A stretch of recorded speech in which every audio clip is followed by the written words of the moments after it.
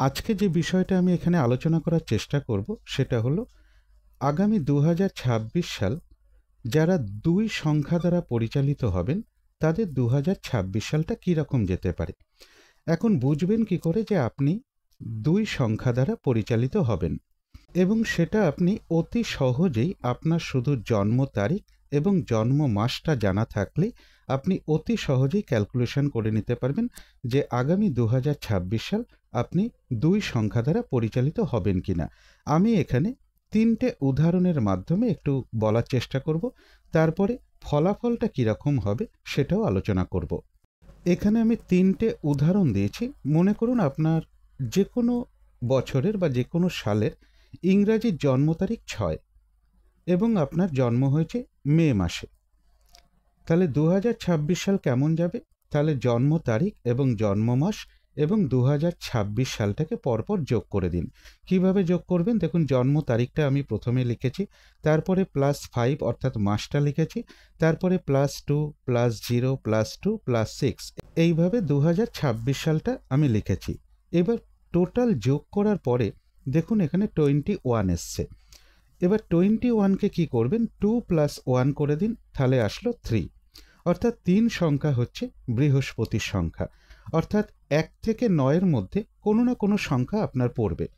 যদি 1 পড়ে তাহলে রবি গ্রহ হবে। আমি গত ভিডিওতেই আলোচনা করেছি সেটা, যে যারা ২০২৬ সাল 1 সংখ্যা দ্বারা পরিচালিত হবেন বা রবি গ্রহের দ্বারা পরিচালিত হবেন। এইভাবে দ্বিতীয় উদাহরণটাও দেখুন।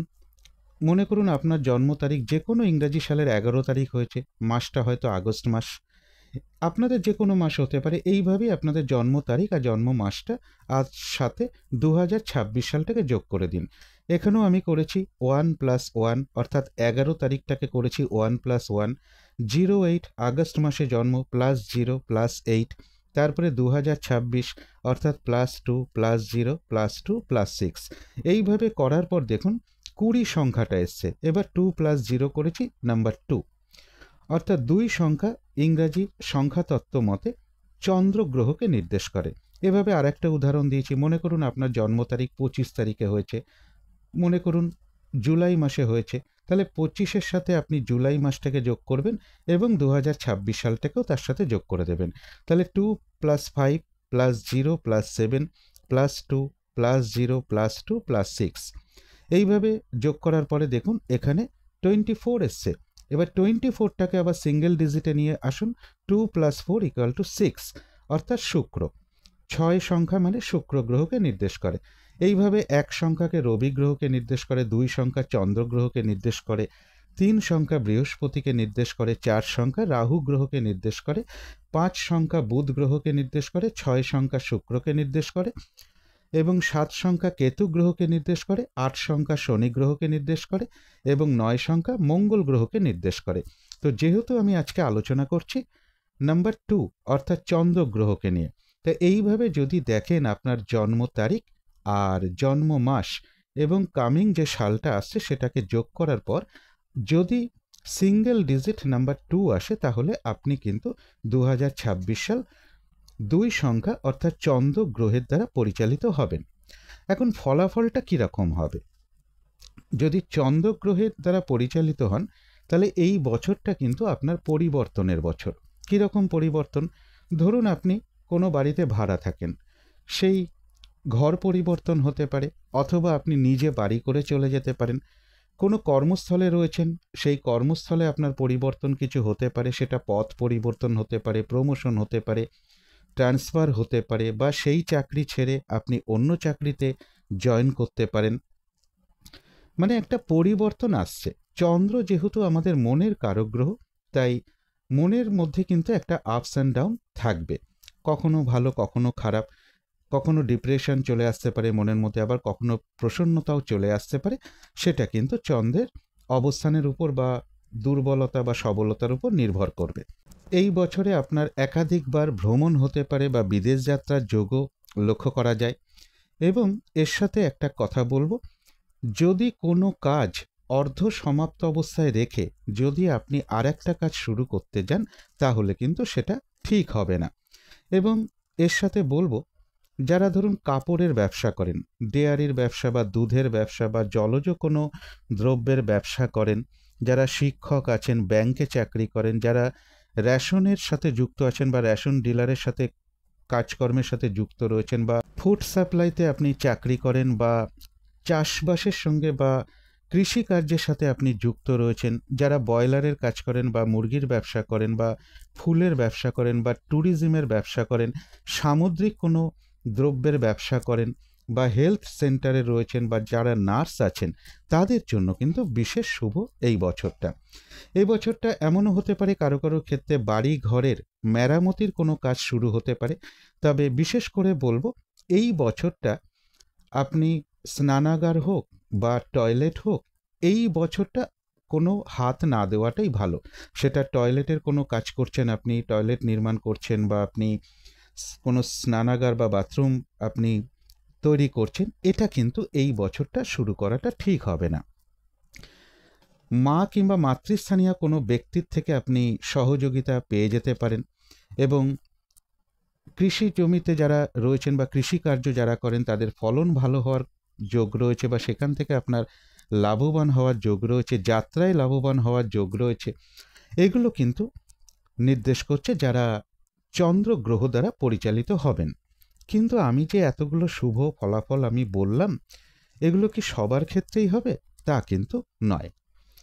এখানে আপনার হরোস্কোপটাকে একটু চেক করুন যে চন্দ্র আপনার হরোস্কোপে বা জন্মকুণ্ডলিতে শুভভাবে রয়েছে কিনা, বা পক্ষ অনুযায়ী যদি ধরেন, সেটা দেখুন যে আপনার জন্ম যদি কৃষ্ণপক্ষের ষষ্ঠী থেকে শুক্লপক্ষের ষষ্ঠী তিথির মধ্যে হয়ে থাকে, তাহলে কোনো না কোনোভাবে কিন্তু চন্দ্র আপনার দুর্বল রয়েছে।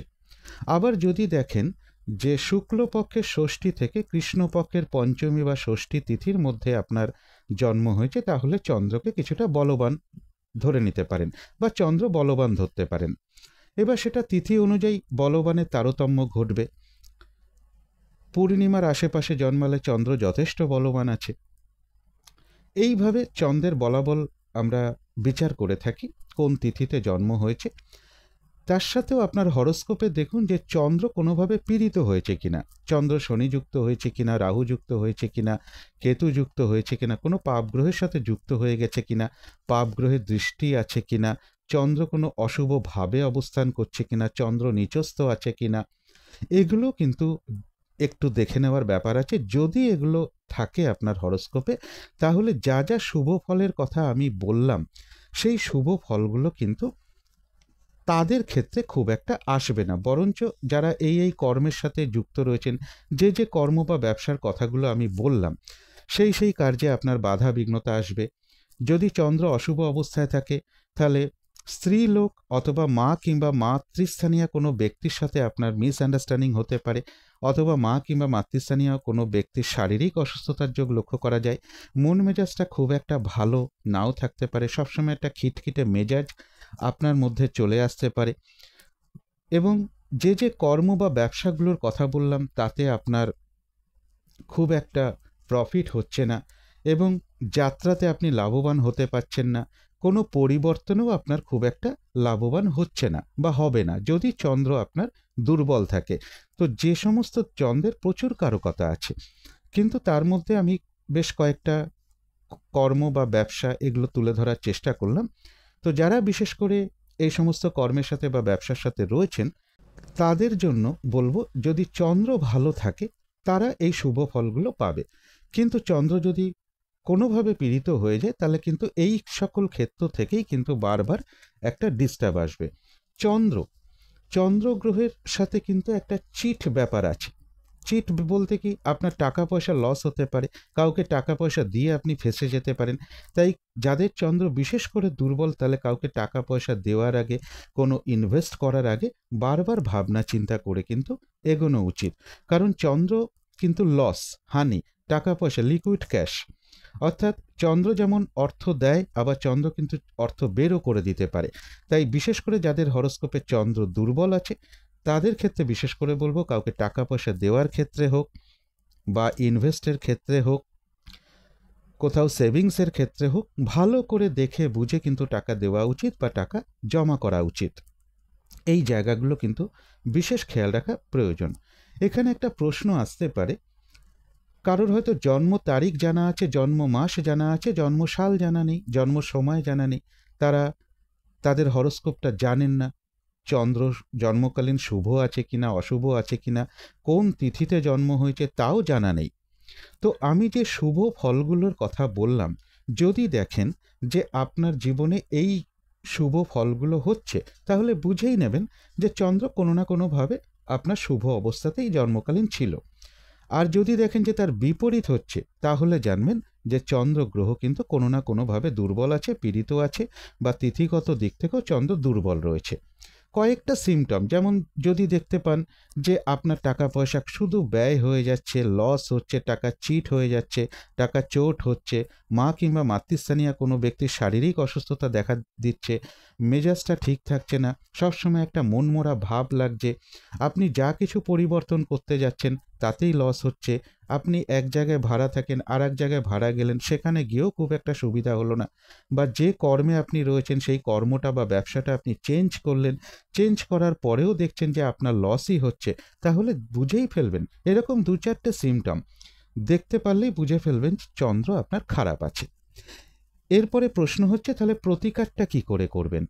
যাদের চন্দ্রগ্রহ দুর্বল মনে হবে কয়েকটা সিমটম দেখার পর, বা আপনাদের যদি হরোস্কোপও থাকে দেখে নিতে পারেন, বা একজন অভিজ্ঞ জ্যোতিষীর পরামর্শও নিতে পারেন, তিনিই বলে দেবেন আপনার চন্দ্রটা ঠিক আছে না দুর্বল আছে বা স্ট্রং আছে, এটা তিনি বলে দিতে পারবেন। তো সেইভাবেই আপনি বুঝে ফেলতে পারবেন যে এই বছরটা পরিবর্তনে লাভ হবে, চেঞ্জ করলে লাভ হবে, আর যদি দুর্বল থাকে তাহলে কিন্তু ওই সমস্ত দিক থেকে চেঞ্জ করে কোনো লাভ নেই। তাহলে প্রতিকারটা কি করে করবেন, বিশেষ করে চন্দ্র যাদের দুর্বল রয়েছে? প্রথমেই বলি, চন্দ্র থেকে আমরা অনেক কিছু বিচার করি। চন্দ্র থেকে মন, চন্দ্র থেকে জল, চন্দ্র থেকে মা, চন্দ্র থেকে পারিবারিক সুখ শান্তি, তারপরে চন্দ্র থেকে কমফোর্ট, শান্তি, আরাম, সমস্ত কিছু কিন্তু চন্দ্র। তাহলে এটাকে ঠিক করবেন কি করে? প্রথমেই বলবো, জল এবং খাবার, এটা কিন্তু এই দুটো জিনিস বিশেষ করে কোনো নষ্ট করা যাবে না। অনেক সময় হয় কি, খাবার আমরা ডাস্টবিনে ফেলে দিচ্ছি, ফ্রিজে খাবার নষ্ট হয়ে যাচ্ছে, খাবার ফেলে দিচ্ছি, বা অনেক সময় হয় আমরা কলের যে সুইচ সেটা দিয়ে আমরা জল চলেই যাচ্ছে, বা বাড়িতে কোনো পাইপ লিকেজ আছে সেখান থেকে অনর্গল জল পাস হয়ে যাচ্ছে, সেইগুলোকে আগে ঠিক করতে হবে। অর্থাৎ জল এবং খাবার অপচয় বা নষ্ট করা যাবে না। চন্দ্র যেহেতু মনের কারক গ্রহ, বিশেষ করে মা কিংবা মাতৃস্থানীয় ব্যক্তির সাথে প্রচণ্ড ভালো ব্যবহার করতে পারলে খুবই ভালো হয়। তাদেরকে নিত্য প্রণাম করে আশীর্বাদ গ্রহণ করা, তাদেরকে সেবা শুশ্রূষা করতে পারলে খুবই ভালো হয়। মায়ের আশীর্বাদ যত নিতে থাকবেন, চন্দ্রগ্রহের অশুভ প্রভাব কিন্তু কাটতে শুরু করবে, কারণ চন্দ্রগ্রহের অবস্থান কিন্তু মায়ের চরণে।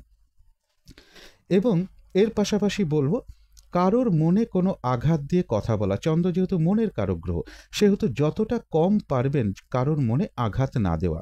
এবং জল এবং খাবার যেটা বললাম, নষ্ট করা যাবে না।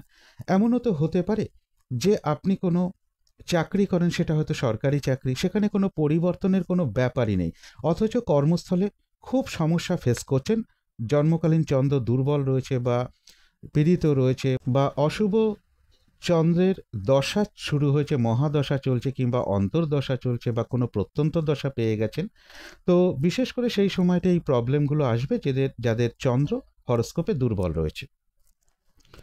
তো বিশেষ করে বলবো, যারা ধরুন কাজ করছেন, এমন কাজ করেন যে আমার তো পরিবর্তন করার কোনো ব্যাপার নেই, যে আমি তো পরিবর্তন করতে পারবো না, অথচ কর্মক্ষেত্রে আমি সমস্যা ফেস করছি, তাদের জন্য বলবো মাঝে মাঝে আপনারা কোনো নদী বা সমুদ্রের ধারে চলে যান, গিয়ে একটু হাঁটাহাঁটি করুন। এগুলো যখনই আপনি সময় পাবেন মাঝে মধ্যে এটা করার চেষ্টা করুন, দেখবেন আপনার সমস্যা ধীরে ধীরে মিটতে শুরু করেছে। এবং এর পাশাপাশি বলবো, প্রতি সোমবার আপনি নিরামিষ খাওয়ার চেষ্টা করুন, আমিষ দ্রব্যটা খাবেন না।